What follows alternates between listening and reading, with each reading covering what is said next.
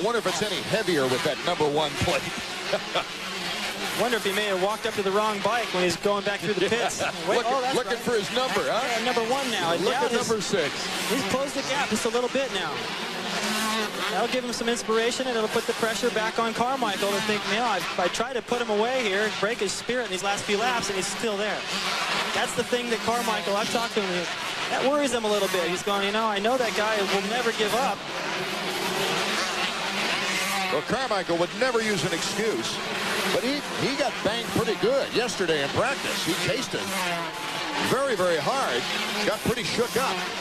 Now Dowdy's doing the triple, but he has to if he has any chance at all, as you see him passing Curry there before the whoop section. He got fouled up trying to get past Curry in the mechanics area, lost some more time, but then made it back up on the triple.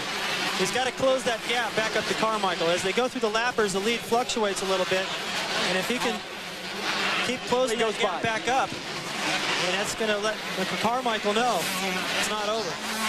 Boy, what a mogul-like white flag is up as the riders are just on that blue mark all around the track. Ricky Carmichael, less than a lap away from going 9 for 9 on the 125 season. He's got to be perfect here, Art. He's got to get through this whoop section up and back clean. He's got some lap traffic to deal with. Gets through there, no problem. Dowd's close enough to take advantage of a big mistake, but it'd have to be pretty sizable at this point in the race.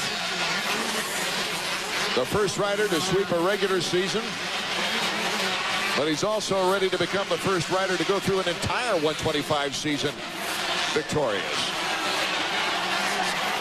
Ricky Carmichael, he does it, and Dowdy right behind him. Quite a ways back is Roncada. Roncada will probably take a third, with Perolio still, I believe, in fourth. We will check that when we get back with the official finish of the 125 shootout from Las Vegas in a moment.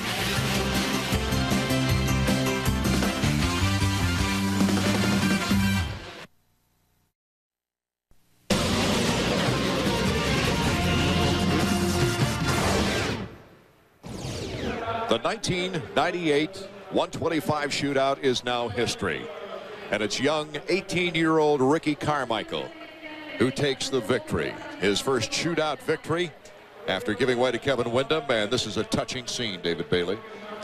Kind of anxious to know what was being said right there, but definitely a young kid going, hey, Dowd, you gave me all I could handle. It was close. Lapped riders played a little bit of a role. It kind of made it tougher for Dowd, but Carmichael definitely did what he had to do, made the pass for the lead, and held on. Ricky Carmichael taking the victory, with John Dowd in second, Roncada third, Ramsey fourth, Perolio in fifth. And as we look at 6 through 10 in the 125 shootout result page, let's go down to Marty Reed. Yeah, and these two guys are swapping stories about this great race. It lived up to everything that we build on it. What did you guys say to each other out on the track? I just told him that he's a man, and don't let anyone say just because he's old, he's deteriorating. That's the hardest I've had to work in a Supercross race. I mean, I gave it all I had, and he was right there. I could have dated away with some of the mistakes, but I mean, this guy's a great rider. He's from the East Coast too, so don't let him fool you. The guy's unbelievable. Johnny, you guys were running 52-second laps. That was quicker than the 250s. I mean, lap after lap after lap. What was the turning point for you? Well, I saw that I got by him on the start there and all the hustle in the first turn, and I knew he was going to be going fast, so I was just trying to put my head down and charge, as good as I could. I could see him behind me. He was kind of inching up on me. I think I maybe a little bit nervous, but he rode an excellent race. He was just charging fast, and it was fun. At least I'm pretty happy that we stayed pretty close for the whole thing. Pretty close. I mean, it was never more than a second and a half difference. I know. I mean, this guy is unbelievable. I mean, if he'd have been in the East Coast, I'll tell you what, there would have been some stinking good races, because his endurance is, one of the best. And 15 fast laps on Supercross track, like me and him battling, is just hard. It's different when you get out there out front, and we're both riding tense, and that takes a lot of it away. Guys, at least we saved the best till last. A new Suzuki standing chart to take a look at now. 125 career wins. McGrath, 1991 through 93. His first 125 victory was right here in Las Vegas on a Kawasaki. 13 career wins for McGrath, 12 for Swink, Wyndham, Huffman, and now Ricky Carmichael goes into a four-way tie for second place in career victories, only 2 away from Jeremy McGrath. Let's go back down to Marty. Yeah, we've caught up with Stephane Roncada, and what was your perspective of that race? The start just didn't seem to go very well for you. Yeah, the best start, but that happens, and it took me a long time to come back to the lead.